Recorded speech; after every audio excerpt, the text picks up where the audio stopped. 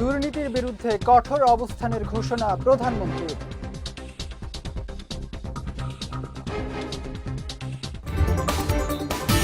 পর্যায়ক্রমে মাঠ থেকে সেনাবাহিনী তুলে নেওয়া হবে, জানালেন স্বরাষ্ট্রমন্ত্রী।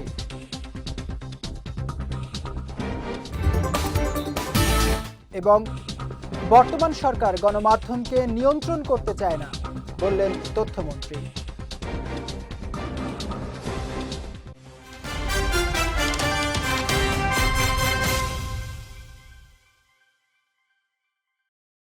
আসসালামু আলাইকুম। পুষ্টি চা নিবেদিত বিজয় রাতের সংবাদে আমন্ত্রণ জানাচ্ছি আমি জাওয়াদ অন্তু। শুনছিলেন শিরোনাম, এবারে বিস্তারিত। প্রধানমন্ত্রী তারেক রহমানের সঙ্গে সৌজন্য সাক্ষাৎ করেছেন ট্রান্সপারেন্সি ইন্টারন্যাশনাল বাংলাদেশের নির্বাহী পরিচালক ডক্টর ইফতেখারুজ্জামান। এ সময় দুর্নীতির বিরুদ্ধে কঠোর অবস্থানের কথা পুনর্ব্যক্ত করেন সরকার প্রধান। প্রধানমন্ত্রীর প্রেস উইং থেকে বিষয়টি জানানো হয়েছে। সাক্ষাতে টিআইবির প্রতিনিধি দলের সঙ্গে দেশের দুর্নীতি পরিস্থিতি এবং তা প্রতিরোধে করণীয় বিষয়ে আলোচনা হয়। এ সময় প্রধানমন্ত্রী তার সরকারের নীতি হিসেবে দুর্নীতির বিরুদ্ধে কঠোর অবস্থানের কথা পুনর্ব্যক্ত করেন। সাক্ষাতের সময় মন্ত্রিপরিষদ সচিব নাসিমুল গনি উপস্থিত ছিলেন। এছাড়া বৈঠকে দুর্নীতি দমন কমিশন পুনর্গঠনের বিষয়ে প্রধানমন্ত্রীর দৃষ্টি আকর্ষণ করা হয়েছে বলে জানান টিআইবি প্রধান। দেশের আইন শৃঙ্খলা পরিস্থিতির দৃশ্যমান উন্নতি হয়েছে, তাই পর্যায়ক্রমে মাঠ থেকে সেনা সদস্যদের তুলে নেয়ার নীতিগত সিদ্ধান্ত নেওয়া হয়েছে বলে জানিয়েছেন স্বরাষ্ট্রমন্ত্রী সালাউদ্দিন আহমদ। সকালে সচিবালয়ে সিলেটের পাথর কোয়ারি নিয়ে বৈঠক শেষে একথা জানান তিনি। মন্ত্রী বলেন, প্রতিদিন কিছু না কিছু দাগী আসামি ধরা পড়ছে। তিনি বলেন, কেউ আইনের ঊর্ধ্বে নয়। তালিকা তৈরি করেই অভিযানে নেমেছে আইন শৃঙ্খলা বাহিনী। এ সময় তিনি বলেন, পরিবেশের ভারসাম্য রক্ষা করে সিলেট ও সুনামগঞ্জে পাথর উত্তোলন ইজারা দেয়া যায় কিনা তা খতিয়ে দেখতে সিলেট বিভাগীয় কমিশনারকে প্রধান করে একটি কমিটি গঠন করা হয়েছে। কিভাবে সীমিত আকারে এই পাথর কোয়ারিগুলো ইজারা প্রদান করা যায় সে বিষয়ে সিদ্ধান্ত নেওয়ার জন্য মিটিংগুলো হয়েছে। তো এখানে আমরা সবার মতামত অনুসারে সিদ্ধান্ত নিলাম, আগে একটা সার্ভে রিপোর্ট আমাদের দরকার। বর্তমান সরকার গণমাধ্যমকে নিয়ন্ত্রণ করতে চায় না, বরং একটি সুষ্ঠু ও স্বাধীন কাঠামোর মধ্যে আনতে চায় বলে মন্তব্য করেছেন তথ্যমন্ত্রী জহিরউদ্দিন স্বপন। দুপুরে রাজধানীর আইসিসিবি কনভেনশন হলে কোয়াবের উদ্যোগে আয়োজিত international cable TV broadcasting and communication expo এর উদ্বোধন অনুষ্ঠানে তিনি এ মন্তব্য করেন। এ সময় আধুনিক বিশ্বে কোনো রাষ্ট্রের পক্ষেই তথ্য প্রবাহ বা জবাবদিহিতার বাইরে থাকা সম্ভব নয় জানিয়ে মন্ত্রী বলেন, অংশীজনদের পারস্পরিক স্বার্থ সংরক্ষণ করে একটি স্বাধীন ও সর্বসম্মত গণমাধ্যম কমিশন গঠন করা এখন সময়ের দাবি। এ সময় বিভিন্ন সমস্যার কথা তুলে ধরে নানা দাবি জানান কোয়াব নেতারা। আধুনিক ব্যবস্থায় কোনো সরকার সেই পরিমাণ ক্ষমতা রাখে না, কোনো রাষ্ট্র সেই পরিমাণ ক্ষমতা রাখে না যে পরিমাণ ক্ষমতা থাকলে সে তথ্য প্রবাহের বাইরে থাকবে, জবাবদিহিতার বাইরে থাকবে এবং তার খুশি মতো সে সিলেক্টিভ ইনফরমেশন ফ্লোকে বজায় রাখবে এবং সিলেক্টিভ ইনফরমেশন ফ্লোকে সে অফ করে রাখবে। এটা সম্ভব নয়। গত 16 বছর আমরা অনেক চেষ্টা করেও এই ইন্ডাস্ট্রিকে শিল্পের জায়গায় নিয়ে যেতে পারিনি। আমরা বারবার আবেদন করেছি যে আমাদের এই সেক্টর থেকে শিল্প হিসেবে ঘোষণা করার জন্য, আমরা সেটাও পাইনি। আমরা আমাদের এই কেবল টিভি সেক্টর থেকে ডিজিটাইজেশনে রূপান্তর করতে চেয়েছি, সেক্ষেত্রেও আমরা কোনো সহযোগিতা পাইনি। আজকে এই অসহযোগিতার কারণে তিল করে গড়ে তোলা ইন্ডাস্ট্রিটি খুবই রুগ্ন অবস্থায় আছে। সত্যিকার অর্থে যদি বলি, আমরা কেবল অপারেটররা ভালো নেই, আমাদের রেভিনিউ দিন দিন কমে যাচ্ছে, আমাদের গ্রাহক সংখ্যা কমে যাচ্ছে। এই গ্রাহক সংখ্যা কমে যাওয়ার পেছনে যে কারণটি সবচেয়ে বড়, একটি অপরাধ আমাদের এগেনস্টে সংগঠিত হচ্ছে, যেটা আমরা স্পষ্টভাবে প্রতীয়মান করেছি। আমরা আইনের সহযোগিতাও নিয়েছি, মন্ত্রণালয়ে গিয়েছি, বারবার বলেছি, কিন্তু আমরা সেই সহযোগিতা পাইনি। আমরা আশা করি বর্তমান যে তথ্য সম্প্রচার প্রতিমন্ত্রী আছেন, উনি অত্যন্ত দক্ষ এবং ডাইনামিক একজন ব্যক্তিত্ব। আমার বিশ্বাস উনি যদি একটি পদক্ষেপ নেয়, ওনার সামান্য একটি পদক্ষেপ, বেশি না দুটো পদক্ষেপ যদি উনি নেন এবং সেটা আইনি পদক্ষেপ লেজিটিমেট ওয়েতে উনি যদি দুইটি পদক্ষেপ নেন, আমাদের ইন্ডাস্ট্রি আজকে গগনদশা থেকে আবার ঘুরে দাঁড়াবে। আমার এই ইন্ডাস্ট্রিতে সবচেয়ে বাজে যে সমস্যার সম্মুখীন হচ্ছি সেটা হচ্ছে যে আমরা যে চ্যানেলগুলো চালাচ্ছি, আমরা যে চ্যানেলগুলো নিয়ে গ্রাহক সেবাটা গ্রাহকের কাছে পৌঁছে দিচ্ছি, এই চ্যানেলগুলো আজকে একটি অসাধু চক্র, অব্যবসায়ী, তার নির্দ্বিধায় এই চ্যানেলগুলো পাইরেসি করে চালিয়ে দিচ্ছে। আমি চাইব আমাদের যে অভিভাবক আছেন উনি ওনার মন্ত্রণালয় থেকে শক্ত পদক্ষেপ নেবেন, যাতে করে এই যে অবৈধ ব্যবসায়ীরা যে সুযোগটা নিয়েছে, বিশেষ করে আপনার এই যে ইন্টারমিডিয়েট একটা গভর্নমেন্ট গেল, সেই সময় আসলে আমরা কাউকে বলার কোনো সুযোগ পাইনি। রাজধানীতে বিদ্যুতের চাপ কমাতে সরকার প্রতিটি বাসাবাড়িতে সোলার প্যানেল স্থাপনের উদ্যোগ নিয়েছে বলে জানিয়েছেন বিদ্যুৎ, জ্বালানি ও খনিজ সম্পদ মন্ত্রী ইকবাল হাসান মাহমুদ। আজ বাংলাদেশ চীন মৈত্রী সম্মেলন কেন্দ্রে 3 দিনব্যাপী বিদ্যুৎ, জ্বালানি ও নির্মাণ সরঞ্জাম বিষয়ক BIID এক্সপোর উদ্বোধনী অনুষ্ঠানে তিনি একথা জানান। মন্ত্রী বলেন, বিদ্যুতের ব্যাকআপ ব্যবস্থা তৈরি করতে সোলার পাওয়ারকে সাধারণ মানুষের জন্য আরও সহজলভ্য করা হবে। আগামী জুন মাসের মধ্যে সরকারি আদেশ জারির মাধ্যমে এ বিষয়ে নতুন নীতিমালা প্রণয়ন করা হবে। আপনারা যদি এই সোলার পাওয়ার করে যদি আপনারা ব্যাটারিটা ইউজ করেন, তাহলে হয়তো আমাদের এই যে পিক আওয়ারে আমরা এই বিদ্যুৎটা নিয়ে আমরা ব্লেন্ড করতে পারি। তো সেইটাতে আমরা আপনাদেরকে পলিসি সাপোর্ট দেব, আপনাদেরকে যাতে ট্যাক্স বেশি না দিতে হয় সেই জন্য আমরা আলোচনা করছি। আমি আশা করি যে এই মাসের মধ্যে আমরা একটা পলিসি তৈরি করতে পারবো এবং জুন মাসের মধ্যে আমরা ক্যাবিনেট অ্যাপ্রুভ করে এটাকে কি বলে সরকারি আদেশ হিসাবে আমরা ছাড়তে পারবো। আমি মনে করি যে আপনাদের সবই আছে, একটা জিনিস নাই, সেটা গভর্নমেন্টের পলিসি সাপোর্ট। এবং আমি মন্ত্রী হিসেবে আপনাদেরকে বলেই যাচ্ছি যে পলিসি সাপোর্ট আপনারা পাবেন, যাতে এটা আমরা আগামী 5 বছরে 10,000 মেগাওয়াটে উন্নতি করতে পারি। প্রাথমিক বিদ্যালয়ে পাঠদানের মানোন্নয়নে প্রয়োজনীয় প্রশিক্ষণ ছাড়া কোনো শিক্ষক শ্রেণীকক্ষে পাঠদান করতে পারবেন না বলে জানিয়েছেন প্রাথমিক ও গণশিক্ষা প্রতিমন্ত্রী ববি হাজ্জাজ। আজ রাজধানীতে অনুষ্ঠিত সরকারের অগ্রাধিকার ও শিক্ষা খাত, বাজেট ও বাস্তবতা শীর্ষক এক নাগরিক সংলাপে তিনি কথা বলেন। সিপিডির নাগরিক প্ল্যাটফর্ম এই সংলাপের আয়োজন করে। শিক্ষা খাতের বর্তমান অবস্থাকে ভঙ্গুর উল্লেখ করে ববি হাজ্জাজ বলেন, গত কয়েক বছরে এই খাত ক্ষতিগ্রস্ত হয়েছে, তবে সরকার এখন তা পুনর্গঠনে কাজ করছে। ট্রেনিং না দিয়ে আমরা ক্লাসরুমে ঢুকাবো না, এবং এখন তাদের ওই যে গত বছর পরীক্ষা দিয়ে এবছর নিয়োগ পেয়েছে 14,500 টিচার, তাদের ট্রেনিং প্রস্তুতি চলছে। তারা ট্রেনিং করে হয়তো within the next 4 to 6 months তারা শ্রেণীকক্ষে প্রবেশ করবেন। সো আমি এগেন আপনাদের আশ্বস্তের জন্য বলছি, প্রাইভেট স্কুল ওভারসাইট বোর্ড আসলে না, তারা রেগুলেটরি ভাবে ইতিমধ্যে আমাদের অধীনে, এবং এটাও আপনারা শুনে আশ্বস্ত হবেন। এটার প্রক্রিয়া আমরা শুরু করেছি আগামী 14 তারিখে, বোধহয় 14 তারিখে প্রথম আমরা বড় দাগে ইংলিশ মিডিয়াম স্কুলগুলোকে নিয়ে বসছি, বাট সব প্রাইভেট স্কুলগুলোকে নিয়ে আমরা বসা শুরু করব। তাদের সাথে আলোচনার মাধ্যমে আমরা ওই রেগুলেটরি ওভারসাইট কিভাবে তৈরি করা যায় সেগুলোর কাজই আছে। এটা নিয়েও আপনাদের দুশ্চিন্তা করার প্রয়োজন এই মুহূর্তে নেই। হয়তো 6 মাস পর আবার আমাকে প্রশ্ন করেন আমরা কতদূর মানে এগোতে সক্ষম হয়েছি, কিন্তু এই মুহূর্তে আমরা আগানোর কাজ করছি।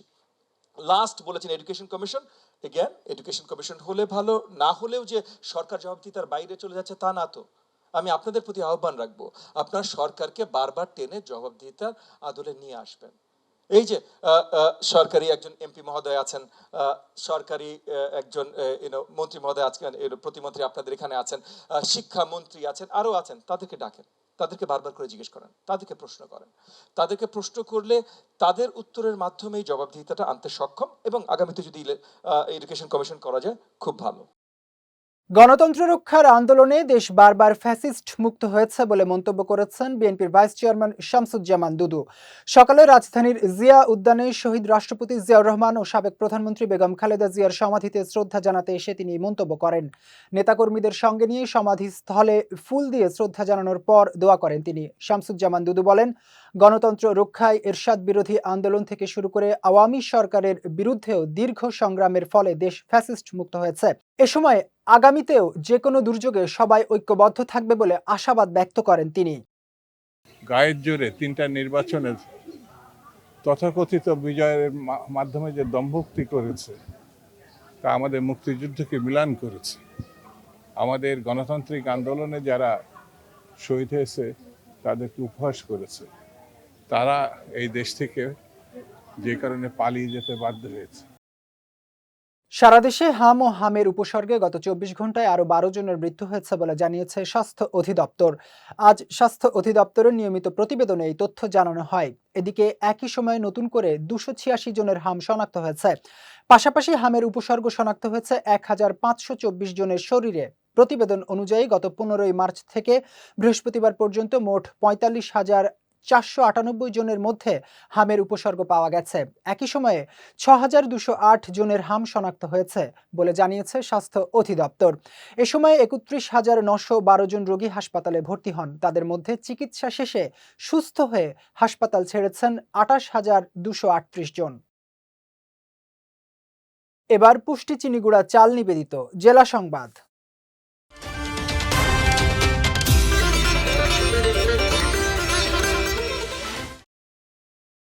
উত্তরাঞ্চলে আন্তর্জাতিক মানের বিমানবন্দর নির্মাণের অংশ হিসেবে বগুড়াকে বিশেষ গুরুত্ব দেওয়া হচ্ছে বলে জানিয়েছেন বেসামরিক বিমান পরিবহন ও পর্যটন মন্ত্রী আফরোজা খানম রিতা। একই সঙ্গে সেখানে একটি ফ্লাইং একাডেমি গড়ে তোলার পরিকল্পনার কথাও জানান তিনি। দুপুরে বেসামরিক বিমান পরিবহন ও পর্যটন মন্ত্রণালয়, বাংলাদেশ বিমান বাহিনী ও স্থানীয় সরকার মন্ত্রণালয়ের সমন্বয়ে গঠিত একটি উচ্চ পর্যায়ের প্রতিনিধি দল বগুড়া বিমানবন্দর পরিদর্শন শেষে সাংবাদিকদের এসব কথা জানানো হয়। তিনি বলেন, উত্তরাঞ্চলে কোনো আন্তর্জাতিক বিমানবন্দর না থাকায় বগুড়াকে গুরুত্ব দেওয়া হচ্ছে। পাশাপাশি দেশে দক্ষ পাইলট তৈরির লক্ষ্যে একটি ফ্লাইং একাডেমি চালুর পরিকল্পনাও রয়েছে। এ সময় বাংলাদেশ বিমান বাহিনীর প্রধান হাসান মাহমুদ খান, প্রতিমন্ত্রী রাশিদুজ্জামান মিল্লাত, স্থানীয় সরকার, পল্লী উন্নয়ন ও সমবায় প্রতিমন্ত্রী মীর শাহে আলম সহ অন্যান্যরা উপস্থিত ছিলেন। একটা ফ্লাইং একাডেমিটা চালাবো, কারণ আমাদের পাইলটের অনেক দরকার। আমাদের এই পাইলট আমরা নিজেরাই এখানে বাংলাদেশে ট্রেনিং দিয়ে তাদের প্রশিক্ষণ করে তাদের উপযুক্ত পাইলট বানানোর চেষ্টা, এই পরিকল্পনাটাও আমাদের আছে। সংস্কারের প্রশ্নে বিএনপি কখনোই পুরোপুরি কমিটেড ছিল না। নির্বাচন যাতে পিছিয়ে না যায় সে কারণেই তারা কিছু সংস্কার প্রস্তাবে শর্ত সাপেক্ষে রাজি হয়েছিল বলে মন্তব্য করেছেন বিরোধী দলীয় চিফ হুইপ ও জাতীয় নাগরিক পার্টির আহ্বায়ক নাহিদ ইসলাম। বিকেলে চট্টগ্রাম প্রেস ক্লাবে জুলাই গণ অভ্যুত্থান স্মৃতি হলে আয়োজিত এনসিপিতে বিভিন্ন রাজনৈতিক নেতা ও নাগরিকদের যোগদান অনুষ্ঠানে প্রধান অতিথির বক্তব্যে তিনি এই মন্তব্য করেন। বলেন, রাষ্ট্র সংস্কারের আন্দোলন এখনও শেষ হয়নি। দেশের রাজনৈতিক ও প্রশাসনিক কাঠামোয় কার্যকর পরিবর্তন আনতে এনসিপি সংসদের ভেতরে ও বাইরে আন্দোলন চালিয়ে যাবে। অনুষ্ঠানে বিশেষ অতিথির বক্তব্য রাখেন এনসিপির দক্ষিণাঞ্চলের মুখ্য সংগঠক হাসনাত আব্দুল্লাহ। নির্বাচনের জন্য সংস্কার প্রশ্নে তখন জনগণের কাছে কমিটমেন্ট দিয়েছিলেন। নির্বাচনের পরে তাদের আসল রূপ, আসল চেহারা বের হয়েছে। তারা আসলে সংস্কারের প্রতি কখনোই কমিটেড ছিলেন না। যারা ক্ষমতাকে কুক্ষিগত করেছে তারা বাংলাদেশ পন্থার বিরুদ্ধে চলে গিয়েছে, সংস্কারের বিরুদ্ধে চলে গিয়েছে, আমাদের শহীদদের আকাঙ্ক্ষার বিরুদ্ধে চলে গিয়েছে। কিন্তু বিএনপির লক্ষ লক্ষ নেতা কর্মী এখনো পর্যন্ত আমাদের স্পিরিটের সাথে আছে। খাল খনন প্রক্রিয়ার মাধ্যমে সারা দেশে খালগুলো অবৈধ দখল মুক্ত করা হবে বলে জানিয়েছেন পানি সম্পদ মন্ত্রী শহীদউদ্দিন চৌধুরী আনি। দুপুরে চাঁদপুর সদরের শাহ মাহমুদপুর ইউনিয়নে খাল খনন কর্মসূচির স্থান পরিদর্শনকালে একথা জানান তিনি। বলেন, বর্তমান সরকার নতুন করে আবারও খাল খনন কর্মসূচি শুরু করেছে। এই খাল খনন কর্মসূচির ফলে দেশে অবৈধ খাল দখল বন্ধ এবং দেশের জনগণ উপকৃত হবেন। পরিদর্শনকালে তার সঙ্গে চাঁদপুর ৩ আসনের সংসদ সদস্য ফরিদ আহমেদ মানিক, জেলা প্রশাসক আহমেদ জিয়াউর রহমান, বিএনপির জাতীয় নির্বাহী কমিটির ব্যাংকিং ও রাজস্ব বিষয়ক সম্পাদক লায়ন হারুনুর রশিদ সহ অন্যান্যরা উপস্থিত ছিলেন। খাল খনন প্রক্রিয়ার মাধ্যমে আমরা আশা করছি এই দখল মুক্ত হবে।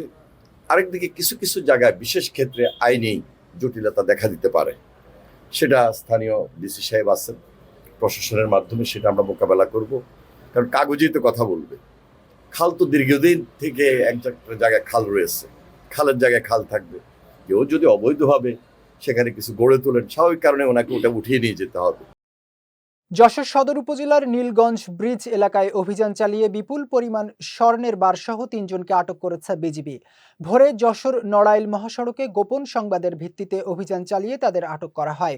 যশোর ব্যাটালিয়ন ৪৯ বিজিবি জানায়, একটি প্রাইভেট কার থামিয়ে তল্লাশি চালানো হলে গাড়ির হেড রেস্টের ভেতরে বিশেষ কায়দায় লুকানো অবস্থায় ২৬টি স্বর্ণের বার পাওয়া যায়। একই সঙ্গে পাচার কাজে ব্যবহৃত গাড়ি, ৫টি মোবাইল ফোন এবং নগদ ৭,৩২৭ টাকা জব্দ করা হয়।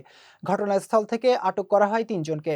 আটককৃতরা ঢাকার আব্দুল্লাহপুর ও উত্তরা এলাকার চোরা কারবারিদের কাছ থেকে স্বর্ণ সংগ্রহ করে যশোরের চৌগাছা সীমান্ত দিয়ে ভারতে পাচারের উদ্দেশ্যে নিয়ে যাচ্ছিল বলে প্রাথমিক জিজ্ঞাসাবাদে স্বীকার করেছে। যাচ্ছি পুষ্টি ড্রিঙ্কিং ওয়াটার নিবেদিত খেলার সংবাদে।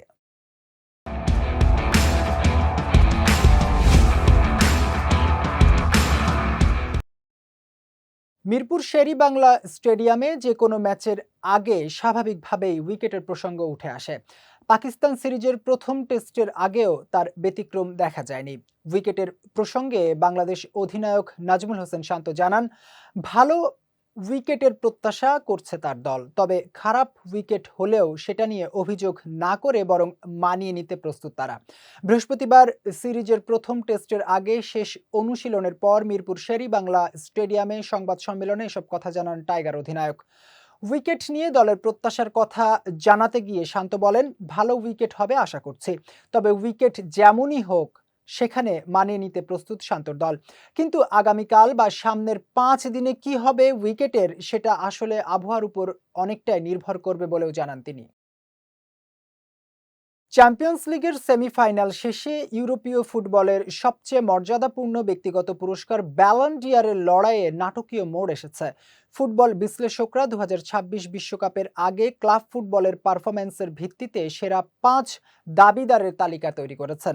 বর্তমানে দৌড়ে সবচেয়ে এগিয়ে রয়েছেন পিএসজির ফরাসি ফরওয়ার্ড ওসমান দেমবেলে, দ্বিতীয় স্থানে আছেন হ্যারি কেইন, তৃতীয় অবস্থানে রয়েছেন ডেকনাল রাইস। চোটের আগে বার্সেলোনায় 42টি গোল করে অবদান রাখা তরুণ লামিনে ইয়ামাল আছেন চতুর্থ স্থানে। ক্লাবে ট্রফি না পেলেও কিলিয়ান এমবাপ্পে 47টি গোল করে পঞ্চম স্থানে রয়েছেন। বিশ্লেষকরা মনে করছেন, এটি বিশ্বকাপের বছর হওয়ায় ক্লাব পারফরম্যান্স যে কোনো সময় বদলে যেতে পারে। জাতীয় দলের হয়ে যে বিশ্বকাপে আলো ছড়াবেন শেষ পর্যন্ত সেই ব্যালন ডি'অর জিতবেন। পুষ্টি চা নিবেদিত বিজয় রাতের সংবাদ শেষ করার আগে শিরোনামগুলো দেখে নিচ্ছি আরো একবার।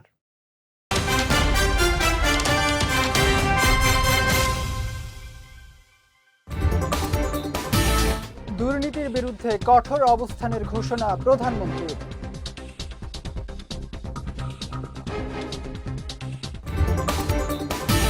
পর্যায়ক্রমে মাঠ থেকে সেনাবাহিনী তুলে নেওয়া হবে, জানালেন স্বরাষ্ট্রমন্ত্রী।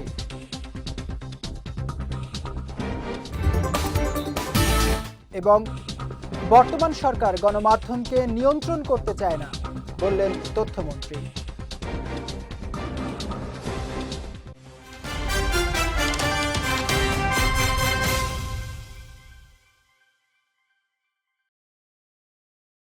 বিজয় রাতের সংবাদ শেষে আজকের মতো আমি জাওয়াদ অন্তু আপনাদের কাছ থেকে বিদায় নিচ্ছি। আগামীকাল একই সময়ে নতুন সব খবর দেখতে চোখ রাখুন বিজয় টিভিতে।